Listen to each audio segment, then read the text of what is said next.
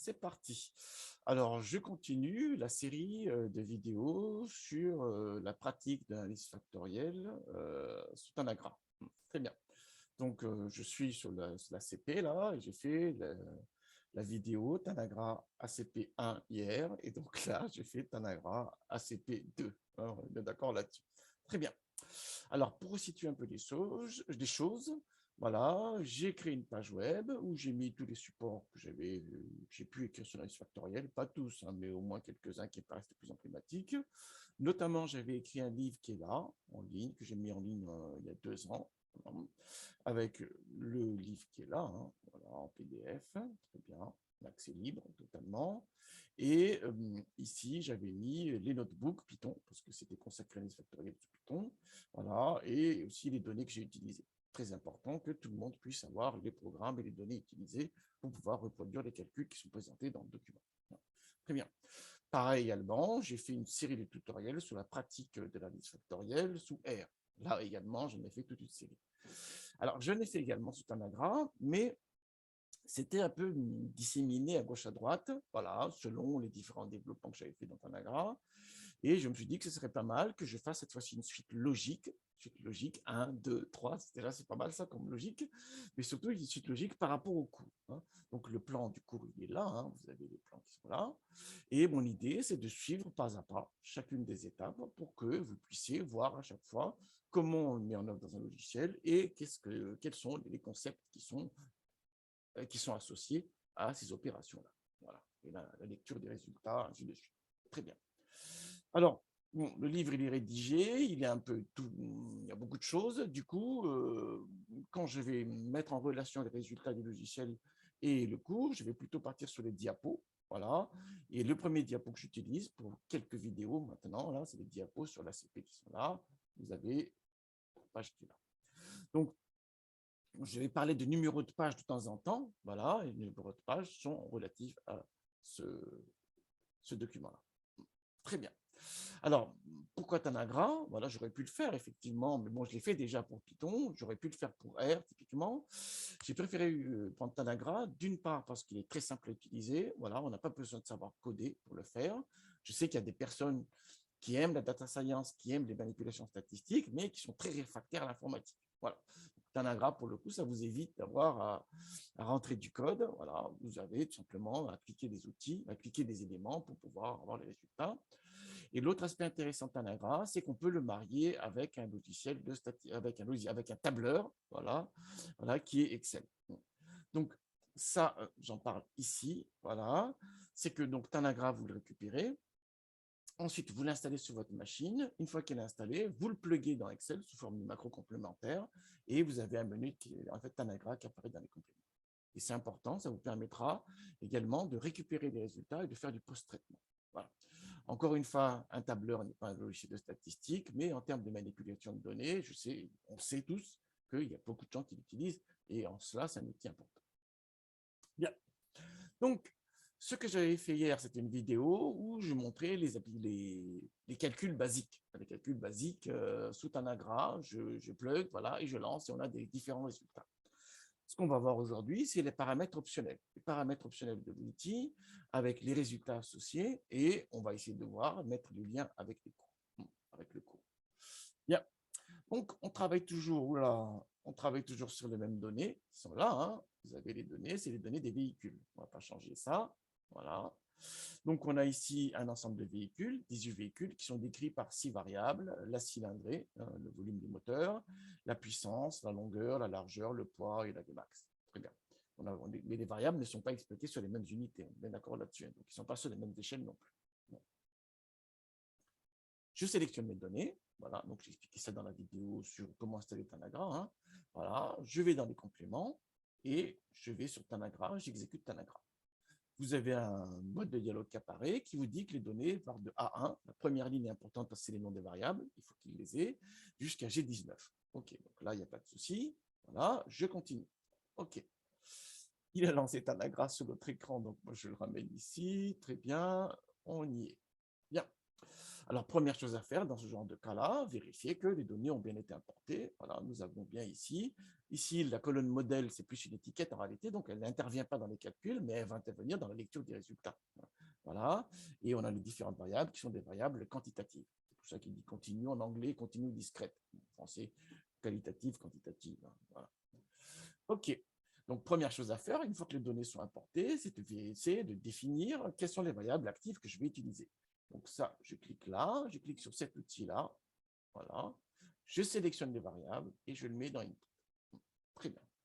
Je clique sur OK, je double-clique pour vérifier, voilà, nickel. Il a bien reconnu les variables que je vais utiliser en tant que variable active. Ensuite, je vais dans Factorial Analysis. Une fois que je suis dans Factorial Analysis, je prends Principal Component Analysis. Voilà. Vous allez dessus, vous avez une petite tête qui apparaît qui vous dit exactement qu'est-ce qu'il y a derrière. Voilà. Et ça vous permet aussi de voir qu'est-ce qu'il doit prendre en entier, c'est les préconditions. Et il n'y a pas de target attribute ici. Les seules variables qu'il y a, c'est les variables input. D'accord. Très bien. Donc, je clique là. Hier, j'avais double-cliqué pour avoir directement les résultats. Là, on va essayer de faire différemment. On va essayer de voir les paramètres. Donc, vous avez vu, hein, je suis allé sur l'outil. Une fois que je l'ai plugué là, voilà, et je vais sur paramètres. Alors, déjà, le nombre de composantes. Soit on extrait toutes les composantes, soit on extrait qu'un certain nombre de composantes. Nous avons vu hier que sur ce fichier-ci, a priori, c'est 2 composantes. Apparemment, c'est 1 même. Mais en fait, on verra que 2, c'est plus intéressant dans cet espace. De toute manière, moins de 2 composantes, vous ne pouvez plus faire de graphiques. D'accord là-dessus. Donc, j'en ai mis 2. OK, ça, c'est le premier paramètre. Le deuxième paramètre, le paramètre qui est coché par défaut, c'est qu'il fait une ACP normée. Voilà. Quand vous n'êtes pas sûr que les données sont sur les mêmes unités, voilà, sur les mêmes échelles, il vaut mieux toujours partir sur une ACP normée. Sinon, les variables qui ont une plus forte variance vont tirer des résultats. En revanche, si les variables sont sur les mêmes unités, mêmes échelles, à ce moment-là, et que vous voulez que le poids des variables soit en relation avec la variance des variables, à ce moment-là, il vaut mieux partir sur une ACP non longue. Voilà. Donc, tout dépend de ce que vous voulez faire. On est bien d'accord là-dessus. Hein, on est bien d'accord là-dessus. N'allez pas dire c'est coché par défaut, donc il faut toujours faire une ACP normée. Ça dépend. Ça dépend de vos données, ça dépend de ce que vous voulez obtenir. L'autre élément important qui est coché par défaut, c'est qu'il trie les variables selon les corrélations avec les axes, par bloc. Voilà. Bon. Ici, dans notre fichier, on a un effet taille, donc toutes les variables sont corrélées sur le premier axe, donc ça ne se voit pas trop. Mais si on a plusieurs facteurs et que les variables sont corrélées, certaines variables sont corrélées avec certains facteurs et d'autres, c'est intéressant de pouvoir les voir par bloc en réalité, pour voir les associations. Voilà. Bon, si vous enlevez cette option-là, ça veut dire qu'il présente les variables dans l'ordre d'arrivée, dans l'ordre qu'il y a dans le jeu de données. Voilà. Okay. Alors maintenant, on va voir une série d'options. Là, c'est l'indice qui permet de voir si les informations sont compressibles. J'en parle tout à l'heure. Là, ça permet de produire les corrélations brutes et les corrélations partielles pour voir les redondances qui peuvent avoir les données et les interpréter. Là, on va calculer les cosinus carrés et les contributions sur les individus pour pouvoir faire des graphiques en filtrant les informations. Voilà. Et là, on peut essayer de voir les corrélations brutes et les corrélations reproduites dans l'espace factoriel. Voilà les différents outils. Donc, je les coche toutes là et on va voir ce que ça donne. Je clique sur OK et je double-clique. Voilà, on a les résultats. Donc, il y a des résultats qu'on a vus hier, hein, donc je ne vais pas m'attarder là-dessus. Dans la vidéo numéro 1, on les voit. Hein. Donc, là, le nombre de facteurs que je t'ai demandé, c'est 2. Voilà, donc tous les résultats seront relatifs à ces 2 facteurs-là. On a les tableaux des valeurs propres, j'ai expliqué, on voit que les 2 premiers facteurs résument 87,95% de l'information. Voilà. Ensuite, ici, on a les seuils par rapport aux valeurs propres. Il suffit de comparer. Donc là, c'est le critère le plus simple, c'est 1, c'est la moyenne des valeurs propres dans une ACP normée. Voilà, un critère qui me paraît plus intéressant, celui de Carli-Saporta-Spinaki, qui lui tient compte de la caractéristique des données, des caractéristiques des données, le ratio entre nombre de variables et nombre d'individus. Voilà, très bien. Bon. Dans les 2 cas, là, il me dit un seul facteur devrait être retenu. Il y a un autre test également, c'est le test donc des bâtons brisés, j'en ai parlé également. Voilà, on a ici les valeurs propres et on a les valeurs seuil, qui sont calculées d'une certaine manière. J'en ai parlé de la vidéo d'hier, voilà, là également, apparemment un facteur. On a des statistiques optionnelles. Alors, première statistique, c'est le test de Bartlett. Qu'est-ce qui se passe? En fait, l'idée, c'est de voir si on peut compresser les données. hein, s'il y a la possibilité de compresser l'information qu'on vient de donner. Je prends l'extrême, l'hypothèse nulle, si vous voulez, c'est que si les variables sont 2 à 2 orthogonales, l'ACP ne sert à rien. Si les variables sont 2 à 2 une corrélation nulle, aller faire une ACP, ça ne marchera pas. Ça marchera pas. Hein. Voilà, il ne va rien résumer du tout. Voilà. Donc, ici, le test de Bartlett, c'est de voir de quelle manière on s'écarte de cette fameuse hypothèse nulle. Alors, très souvent, on rejette l'hypothèse nulle. Hein. Ça est décrit, c'est décrit dans le cours qui est là. Donc, je vais aller dans le cours là, et c'est décrit, alors il faut que je regarde ça, c'est décrit page 52. Tac, tac, voilà. Donc, il se base sur le déterminant de la matrice de corrélation, et ensuite il applique cette transformation-là, et ça suit une mode qui 2 AP, AP-1 degré de liberté. Très bien, sur 2 degrés de liberté. Ok, très bien. Bon, je le mets pourquoi? Parce que j'ai vu qu'il était présent, que cet indicateur-là était présent dans certains logiciels commerciaux, qui ont quand même pignon sur rue. Donc je me suis dit, il faut que ça apparaisse. Il n'est pas dans les librairies visuelles sous R ou sous Python. Donc moi, je me suis dit, comme F-Analysis, qui fait référence au Python typiquement, ou bien sous R, il y a FactoMiner. Voilà. Donc je me suis dit, il faut quand même que je le fasse apparaître, parce que si les gens utilisent certains logiciels et qu'ils voient ça, il faut qu'ils comprennent ce que c'est. Voilà. Donc l'idée, c'est de voir si on s'écarte de l'hypothèse nulle, si les variables sont 2 à 2 orthogonales. Si elles suivent une loi normale, ça veut dire que les deux variables sont 2 à 2 indépendantes. Voilà. Bah, très souvent, on rejette l'hypothèse nulle. Voilà. Si on tombe dans le cas extrême où on accepte l'hypothèse nulle, ça veut dire que votre ACP ne servira absolument à rien. Hein. Si les variables sont 2 à 2 orthogonales, aller faire une ACP, il n'y a rien de résumé possible. Voilà. Donc ça, c'est un premier critère. Bon, moi, surtout, ça me permet de voir s'il y a des cas pathologiques. Voilà, typiquement, on voit bien que l'information est compressible. OK. L'autre élément qui poursuit, qui se réfère à la même idée, mais plus intéressante cette fois-ci, c'est qu'on a l'indice de compressibilité également, qui est l'indice ici, MSA. Alors, regardons comment c'est écrit dans le cours. Voilà, c'est là. Ou indice KMO. Dans certains logiciels, on parle d'indice KMO.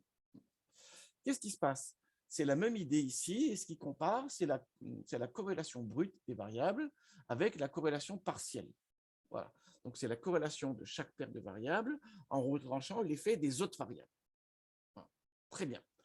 Alors, l'idée, c'est de voir si vraiment les relations qu'il y a sont des vraies relations entre chaque paire de variables ou bien c'est des relations qui sont influencées par les autres variables. C'est ça l'idée.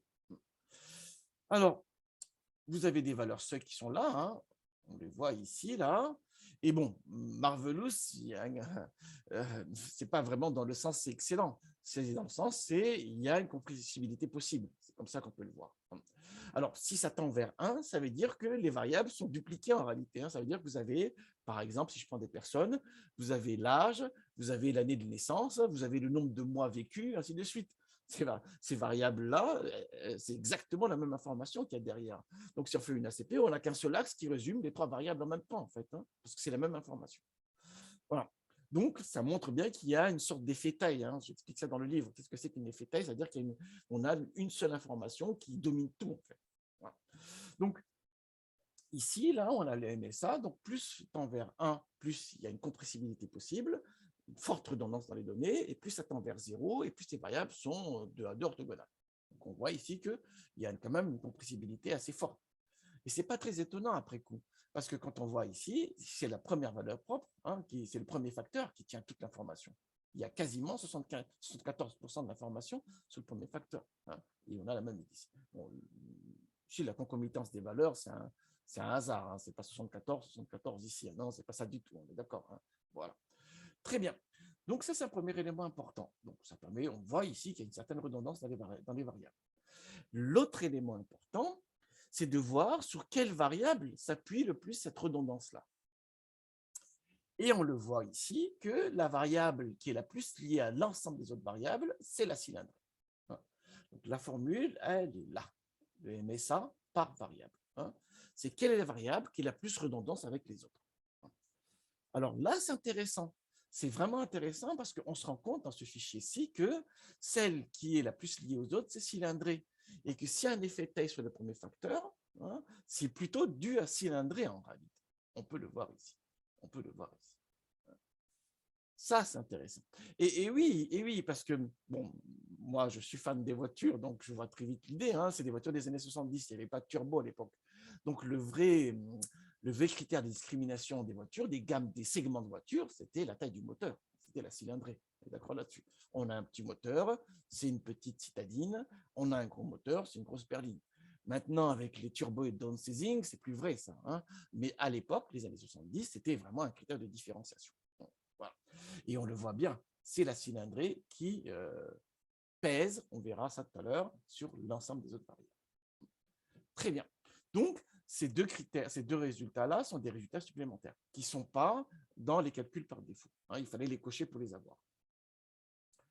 Ensuite, on a le tableau de corrélation des cosinus carrés. Ça, j'ai expliqué, donc voilà. Ensuite, ici, on a les tableaux en fait, des valeurs, des vecteurs propres qui permettent de projeter les individus dans le nouvel espace de représentation. Là également, on ne regarde pas pour l'instant. Ce sera dans la vidéo numéro suivante, voilà, où on verra comment on traite les individus supplémentaires. On a une série de matrices qui est très intéressante. Qu'est-ce qui se passe? Là, on a les corrélations brutes. Voilà. Là, on a les corrélations donc, par paire de variables. Corrélation brute par paire de variables. Là, on a les corrélations par paire de variables, mais des corrélations partielles, c'est-à-dire en retranchant l'effet de P moins deux autres variables. Voilà. Regardons un résultat qui peut être interpellant hein, pour les personnes qui connaissent un peu les voitures, mais bon, pas besoin d'être prix Nobel pour comprendre ça. Hein. Regardez, je prends le poids et je calcule la corrélation. Il est à calculer la corrélation brute avec la Vmax. Et il voit une corrélation positive. C'est quand même assez spécial. Hein. Plus la voiture est lourde et plus elle est rapide. Je prends un 38 tonnes, elle file à 250 à l'heure sur l'autoroute. Même plus, en fait. Hein. Voilà. Bon, on se rend bien compte qu'il y a un souci là. Hein. Si vraiment être lourd, ça permet de courir plus vite, moi je te mange des pâtes tous les jours et moi je cours comme Usain Bolt demain. Hein. On voit bien qu'il y a un souci là. Il y a bien qu'il y a un souci. Ça veut dire que la corrélation de ces deux variables-là est polluée par une ou plusieurs autres variables de la base. En tout cas, il y a une information commune qui guide cette relation-là. Pour essayer de voir ça, justement, on calcule les corrélations partielles.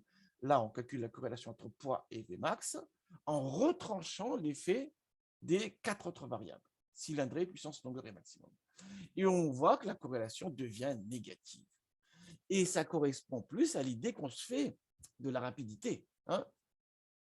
Plus la voiture est lourde et moins elle est rapide. Oui, généralement, les camions vont moins vite que les voitures super légères.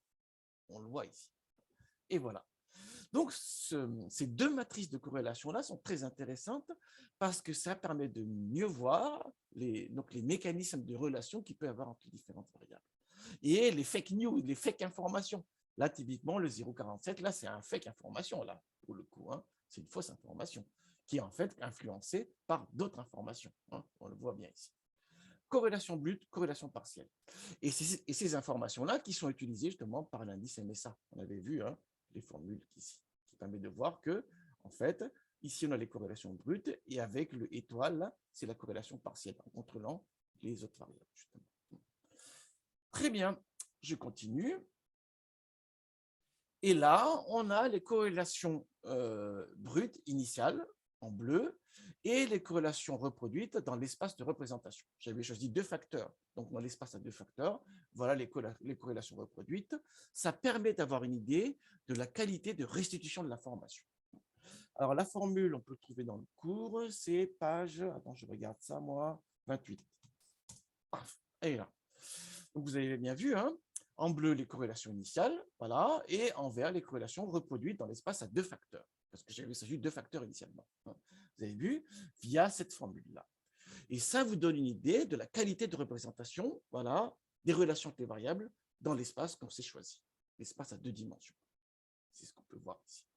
Alors, dans mon exemple ici, bah, on le voit ici, on voit bien que c'est plutôt bon. Voilà, ici, il n'y a pas de vraie énorme différence. Hein. Ça veut dire que les deux facteurs suffisent amplement pour reproduire quand même de bonnes l'information de manière assez, avec une certaine qualité. Et ce n'est pas étonnant en soi. C'est pas étonnant en soi parce qu'on voit que sur les deux premiers facteurs, on a 88% d'information initiale. Voilà. Donc, les deux premiers facteurs restitue une bonne partie de l'information. Et quand on reproduit les corrélations dans l'espace, voilà, dans cet espace factoriel-là, voilà, bah, on retrouve à peu près les valeurs avec un écart, parce qu'on n'a pas 100%. Si on prend tous les facteurs, là, on aura exactement toutes les variables, toutes les bonnes valeurs. Enfin, on aura exactement, enfin, les deux valeurs vont coïncider. Le bleu et le vert vont coïncider. Hein, si on prend tous les facteurs, 6 facteurs. Parce qu'on a 100% d'informations dans ce cas-là. Très bien. Donc, c'est intéressant de voir les relations qui sont bien restituées dans l'espace quand j'ai choisi, l'espace factoriel quand j'ai choisi. Alors, il y avait une dernière option qu'on avait cliquée, hein, qui était là, c'est qu'on devait calculer les cosinus carrés et les contributions sur les individus. Alors, pourquoi c'est important? Parce que ça nous permet de faire également des graphiques supplémentaires plus intéressants. Alors, regardons déjà, qu'est-ce que c'est que cette information-là? Voilà, cette information-là, j'avais dit hein, que à la sortie du calcul, on le voit en fait ici. Hein, regardez, si je vais dans Factorial Analysis, voilà, principal. Voilà, il dit dans les post-conditions que voilà, qu'il va sortir des informations supplémentaires. J'ai mis View Dataset, voilà, et on voit bien ces informations supplémentaires. Très bien, et donc on peut faire des graphiques en filtrant, par exemple, selon les contributions. Alors les graphiques, je rappelle encore une fois, on peut les faire directement ici déjà. Hein, voilà. Voilà, je prends facteur 1, voilà, facteur 2, et je mets, on a déjà les graphiques. Mais on vous dit tout le temps que dans les graphiques, ce n'est pas le haut milieu qui est intéressant. Ce qui est intéressant, c'est les points qui sont aux extrêmes. Hein. Sur le premier axe, ici, on va Renault 30, on va Toyota Corolla, et sur le deuxième axe, ou 100, Alpha Sud, et voilà. Mais c'est, voilà, là, on a un petit jeu de données, donc on peut regarder. Si vous avez un gros jeu de données, les nuages deviennent de plus en plus importants, là. Et donc, ça ne sert à rien d'afficher toutes les étiquettes. Hein. Donc, ce qui est intéressant, c'est de filtrer le graphique de manière à ce que n'apparaissent uniquement que ceux qui sont les plus intéressants, en fait, hein, en utilisant des informations comme soit la qualité de représentation, les cosinus carrés des individus sous les repères factoriels, ou bien sous les contributions des individus sur chaque facteur. C'est ce qu'on va essayer de faire. Donc, je clique là-dessus, je copie les résultats et je reviens dans Excel. C'est là que le post-traitement sur Excel est intéressant. Hein. Donc, je crée une nouvelle feuille et je colle. Bon, les variables initiales ne m'intéressent pas. Ah, je supprime. Mais ça pourrait être intéressant, par exemple, que je colorie les variables selon la cylindrée. Ça pourrait être intéressant, ça. Et comme je n'ai pas prévu de le faire, on ne va pas le faire. Mais ce serait intéressant de faire des graphiques, justement, pour voir qu'est-ce qui se passe, les relations des facteurs avec les variables. Ça pourrait être intéressant. Mais je ne le fais pas. Moi, ce qui m'intéresse, c'est de filtrer selon les contributions. Donc, je supprime ça. Je garde ici que les informations. Voilà. Voilà. Les coordonnées factorielles qui sont là. Je mets une petite couleur différente, les contributions des individus sur chaque facteur, et là, les cosinus carrés, je ne vais pas l'utiliser, mais bon, je mets quand même une évidence pour qu'on voit bien. Là, c'est en notation scientifique, je vais revenir en notation visuelle. Voilà. Avec 2 chiffres après les 20. Très bien. Donc, je veux quoi? Ce que je veux, c'est filtrer la base de manière à ne garder uniquement que les individus qui ont une contribution supérieure à 10%. Hein, la somme des contributions sur chaque axe est égale à 100%. Hein, on est d'accord là-dessus. Voilà, vous avez bien vu là. On dit ça un peu. Voilà. Et la somme des contributions sur le deuxième axe est égale à 100% aussi. Si je fais la somme, ça ne fait pas 100%, on est bien d'accord. Hein. C'est la somme ici qui ferait 100% sur les cosinus carrés si on prend les 6 premiers facteurs. Les 6 facteurs, l'ensemble des facteurs. Très bien. Donc, je veux garder uniquement que les individus qui pèsent vraiment dans la définition des facteurs. Hein. Contribution. C'est la contribution. Ce n'est pas la qualité de représentation qui est représentée par les cosinus carrés qui m'intéresse, c'est la contribution des individus dans la définition des facteurs. Alors, je vais faire un filtre, du coup. Voilà. Et je veux que sur l'axe 1, je retienne uniquement ceux qui sont supérieurs à 10. Voilà. Ou bien sur l'axe 2, ceux qui sont supérieurs à 10. Je ne mets pas les conditions sur la même ligne, hein. Ce n'est pas une bonne idée, ça. Si je mets sur les conditions sur la même ligne, ça veut dire que je veux que chaque individu ait une contribution supérieure à 10 sur les 2 facteurs en même temps. Ben non, non, non, non, ce serait très étrange d'ailleurs. Hein. Ça veut dire que voilà, ils pèsent de la même manière sur les 2 facteurs. Non, je veux ceux qui contribuent sur le premier facteur, fortement sur le premier facteur, ou bien ceux qui contribuent fortement sur le deuxième facteur. C'est pour ça que j'ai mis les conditions sur 2 lignes différentes. Enfin, c'est important, ça. Hein. Très bien. Une fois que je fais ça, donc je vais filtrer la base selon ces conditions-là. Allons-y. Hein. Donc, je vais dans Données, Filtre avancé. Je ne vais pas filtrer sur place, je vais copier les résultats vers un autre emplacement. La plage de données, c'est bien ça, on est bien d'accord là-dessus. La zone de critères, c'est bien là. Et la zone de résultats, je vais la mettre là. Je ne supprime pas les doublons, il n'y en aura pas de toute manière, parce que voilà, il n'y a pas de doublons possible ici. Hein, parce que les étiquettes jouent quasiment le rôle jouent le rôle de clé ici. Hein, on n'a pas deux fois le même modèle. OK, je clique sur OK, voilà les résultats. Donc, il y a certaines variables, il y a certains individus qui pèsent fortement sur le premier facteur. Il y en a 3, c'est les 3 qui sont là. Je vais mettre jaune par exemple, voilà. Et pour le deuxième facteur, ce qui pèse, c'est les 3 individus qui sont là. Je vais mettre une autre couleur. Je ne vais pas m'embêter avec les couleurs. Ah ben voilà, ça c'est joli ça. Voilà, je mets là. Alors, ce qui serait pas mal même, c'est que je fasse un graphique pour qu'on voit bien comment il se situe dans l'espace factoriel. Hein, ces 6 individus-là. Normalement, ceux qui sont sur le premier facteur sont aux extrêmes du premier facteur. Et ceux qui contribuent sur le deuxième facteur sont aux extrêmes du deuxième facteur, en hauteur cette fois-ci, sur l'axe des ordonnées. La première ici sur l'axe des abscisses, la deuxième sur l'axe des ordonnées. Regardons. Alors, je vais faire un petit graphique. Hein. Voilà, j'aime bien faire des graphiques. Tac, sous Excel, en plus, c'est vraiment génial. Voilà, je agrandis. Voilà. Très bien. Je sélectionne jamais rien pour faire un graphique sur Excel. Comme ça, je sais exactement ce que je vais faire. Je vais sélectionner des données, j'ajoute une série. Sur l'axe des X, je prends les coordonnées sur le premier facteur. Et sur l'axe des ordonnées, voilà, je prends le deuxième facteur. Voilà. Et voilà nos différents points. Alors, c'est mieux de mettre des étiquettes, on est bien d'accord. Donc, j'avais expliqué ça dans la vidéo la dernière fois. On va le faire rapidement. Déjà ici, on voit qu'on n'a pas la même échelle. Voilà, du coup, pour bien voir comment se situent les dispersions, je devrais ajouter ici des dispersions, donc les pourcentages d'inertie expliqués. Ça, c'est une première approche sur le premier axe, sur l'abscisse et sur l'ordonnée. Une deuxième approche, c'est d'avoir un graphique carré et de s'arranger qu'on a les mêmes échelles en abscisse et en ordonnée. C'est ce que moi, je préfère. Donc, on voit que l'abscisse part de moins 5 à plus 5. Voilà, donc l'ordonnée, je vais le caler sur les mêmes informations de moins 5 à plus 5. Voilà.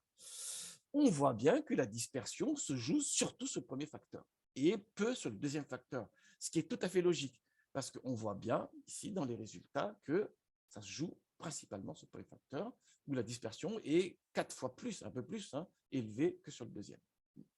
Très bien, et c'est restitué dans le graphique en mettant les mêmes échelles. En mettant les mêmes échelles ici, on n'a plus besoin de pourcentage d'inertie expliqué ici parce on comprend exactement ce qu'on voit. En revanche, si vous n'avez pas les mêmes échelles, mettez les pourcentages d'inertie parce que sinon, vous êtes faussé là. Vous êtes faussé là. Très bien. Alors, bon, je vais mettre ici une couleur parce que pour que ce ne soit pas gênant. Voilà, très bien. Et voilà. Très bien. Et je vais rajouter les étiquettes. J'avais montré ça. D'abord, déjà ici, les séries de données. Voilà. Je vais réduire les séries de données, là. Marque. Je vais réduire un peu la taille. Et ensuite, je vais rajouter les étiquettes de données. Voilà. Au lieu de prendre ces étiquettes qui sont les valeurs sur l'axe des Y, tout simplement, je vais lui dire, prends les valeurs dans une cellule. Et on va prendre les étiquettes qui sont là. Voilà. Et on veut que ce soit centré sur les points et on enlève les valeurs de Y. Et voilà.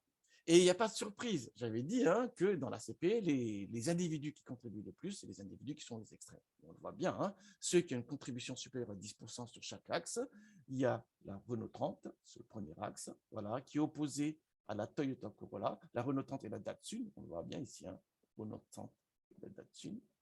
Voilà. Et opposé à la Toyota Corolla qui préfigure, qui caractérise les petites voitures. Ça, c'est grosse voiture, berline. Ça, c'est petite voiture, premier axe. Et le deuxième axe, voilà, on a une opposition entre l'alpha sud TI et l'alpha, voilà, qui est tout en bas sur l'axe des ordonnées, et opposé à l'Audisson. Voilà. Alors, bon, on n'avait que 18 individus. Donc, pouvoir faire ces manipulations-là, je ne suis pas sûr que ce soit si déterminant que ça. Mais si vous avez plus d'individus, vous faites un graphique, vous avez un énorme fouillis. Là, pouvoir filtrer les informations selon les cosinus carrés ou les contributions, ça vous permet de mieux discerner les individus les plus importants dans la définition des axes. Très bien. Donc, l'intérêt de cette vidéo, qui était la suite de la vidéo précédente, donc là, c'est la vidéo 2, c'est de montrer quel était le rôle de ces différentes options qui sont disponibles dans le composant, donc principal component analysis, ACP de Tanagra. Voilà, excellent travail à tous.